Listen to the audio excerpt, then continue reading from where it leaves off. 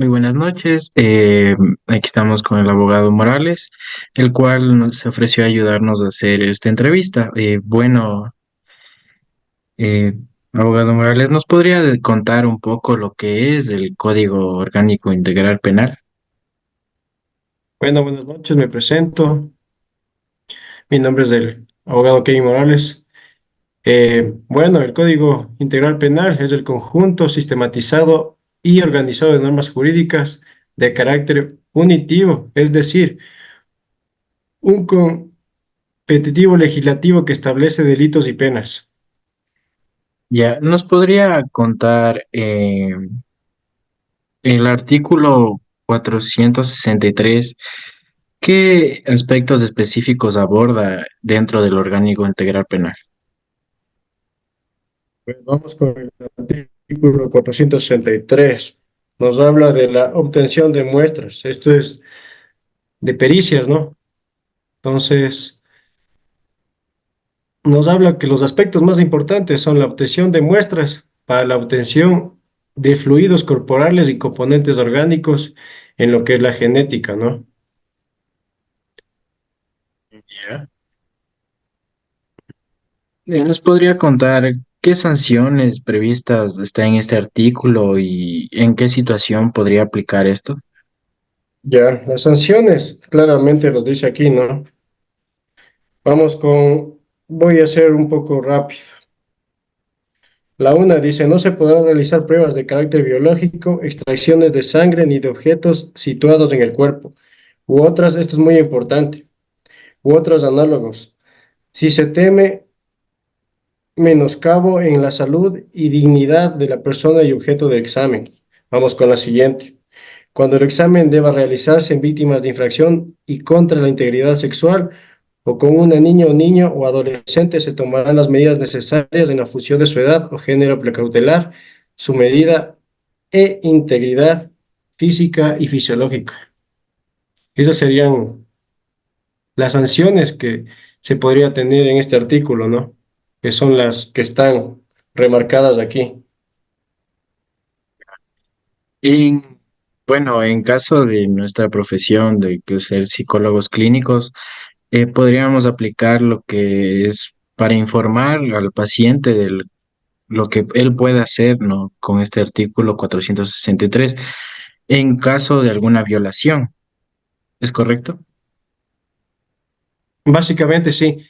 O sea, hay varios ejemplos, ¿no? Que los puedo ahorita decir, ¿Podría darnos que alguno? son el agilizar un expediente esto es muy importante, agilizar un expediente para la concesión de una licencia legal, vulnerando con hecho el principio de igualdad entre los administrados. Otra puede ser influir sobre otros aspectos para lo que seas elegido en el concurso o oposición. Eh, Básicamente, no podría decir más ejemplos. A ver, aquí uno muy importante, ¿no? Los profesionales de la salud que realicen estos exámenes estarán obligados a conservar los elementos de prueba encordados condiciones de seguridad que serán entregados inmediatamente al personal del sistema especializado integral de investigación de medicina legal y de ciencias forenses. Entonces, en caso de ser un psicólogo forense, se necesita guardar estas pruebas, ¿no? O en nuestro caso, los test. Exactamente, todo eso se archiva y eso se tiene documentación, ¿no? Al respecto. ¿Les podría hablar un poco del artículo 511? ¿Qué delitos abarca este artículo? A ver, vamos con el 511. A ver, nos dice que los peritos son expertos en el área, especializados y titulados con conocimientos, experiencias o en una materia especializada, acreditados con el Consejo de la Judicatura. En el artículo 511, ¿nos podría decir qué enfoque principal tiene y qué delitos podría abarcar? Bueno, no. La opinión o argumento que aporta un perito durante un proceso judicial para explicar un hecho determinado. Esto quiere decir que la prueba pericial es la declaración de un perito que tiene un objeto por aportar una serie de conocimientos al juez, que es el máximo poder, para que pueda entender una realidad no constable. ¿Qué considera, qué cambios o reformas se podría hacer en este artículo, no? Hablando, es muy importante, ¿no? El planificar las acciones de prevención, protección y atención y reparación, básicamente, a fin de que en la política pública sea efectiva y que nos permita trabajar contra esta violencia. Entonces, en sí, en lo que es en la política pública, trabajaríamos, en caso de los psicólogos, trabajaríamos de la mano con ellos. Eh, Exactamente. ¿Con qué profesionales se podría trabajar?